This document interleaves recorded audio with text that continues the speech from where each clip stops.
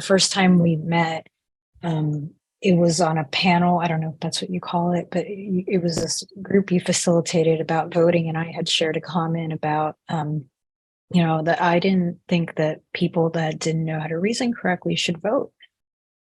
Because it's a huge responsibility. Like I didn't vote till I was in my 30s, I think, my first time, because it's, looking at a ballot, reading it, understanding like what's really going on here. What are the consequences behind this? Because a lot of ideas sound really good intention, but if you follow through on the logic, you realize, wait a minute, this doesn't actually solve the problem, makes it worse.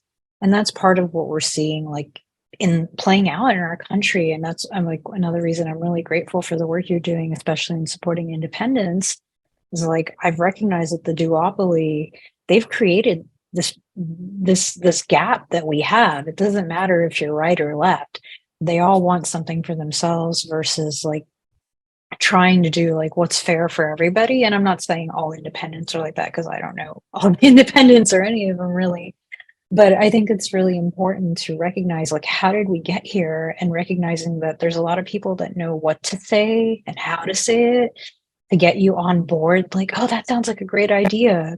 Because I was a Democrat for most of my voting life, although it's been pretty short, but still. And even before I started voting, I helped Democrats get into office.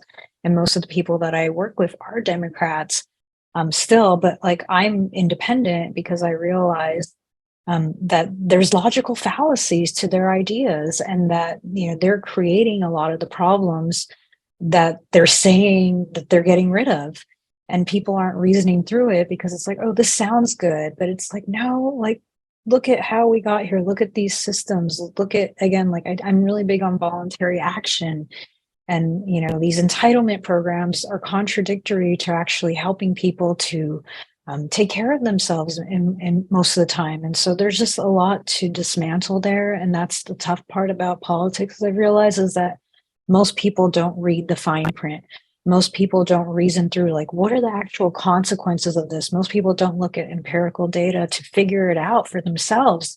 They're just believing what they're being told because this person's really good at marketing, or they have a great appearance, or whatever. Or they say they come from love, but yet they don't recognize that there are many different aspects of love. It's not, like I said, it's not just being nice or kind or saying the right things. It's about doing the right things. And sometimes it's about making tough decisions and saying things people don't want to hear. But that's Mm. love.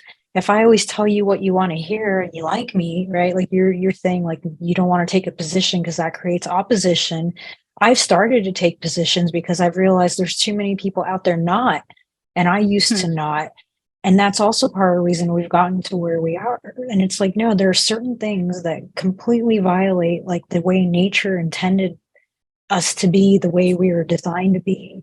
Um, you talk about cause and effect, and it's like, not to get too political, but government tends to interfere in the natural effects of the causes that we create, right? So we're not actually seeing the naturally lawful consequences of our causes of our work, because the government comes in and says, oh, well, I'm going to reward this person because they're not making the right decisions, but they're struggling, and I'm going to punish you for making the right decisions and doing well. Versus actually, how do we get people to learn how to make better decisions for themselves so we don't have to keep redistributing wealth, right? And then we have lobbyists and crony capitalism. I mean, there's so much to it that a lot of people aren't unpacking and looking at. And I don't know how to get the masses to recognize that. That's what I realized, like, as an independent candidate, because I am a 2024 presidential candidate. How do I get people to recognize the bigger picture? And is that even possible? Because it's an evolution of consciousness, and it's not something that's going to happen overnight. I'm obviously going to keep striving for it and do my best to educate people and to get people to think for themselves. But I also recognize, like, you can't force people to change. Yeah.